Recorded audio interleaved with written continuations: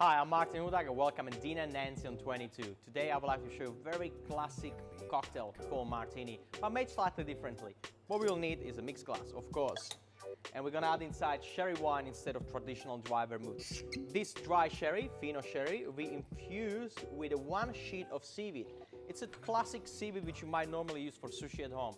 So make sure you cut it in smaller pieces, put it in a bottle for at least 1 day at the room temperature, then strain it off, and you can have this beautiful mineral seaweedy sherry wine. So we're gonna add 40 ml of that, followed by London dry style gin, 30 ml. And as you can tell, this recipe is a little bit more reversed, so it's way heavier on a vermouth or wine-based than just rather gin.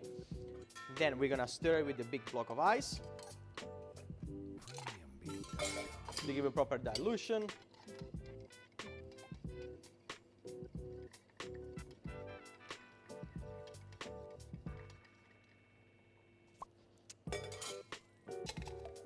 And we're gonna serve in very special glass which looks sort of like an octopus. That's why the name of the drink is By the Sea, which reminds you drinking a cocktails next to the ocean while you're on the beach, maybe in a local restaurant having a beautiful seafood. Now as a garnish, in this case we're gonna use a Flavour Blaster, and as an aroma I choose a lemongrass because the lemongrass works very well with the wine, with the martini and this beautiful exotic cuisine, and as well seafood.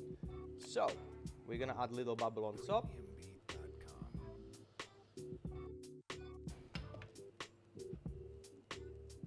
And as a garnish, we're gonna add a shiso bitters, which we're gonna drop through the bubble on top of your drink.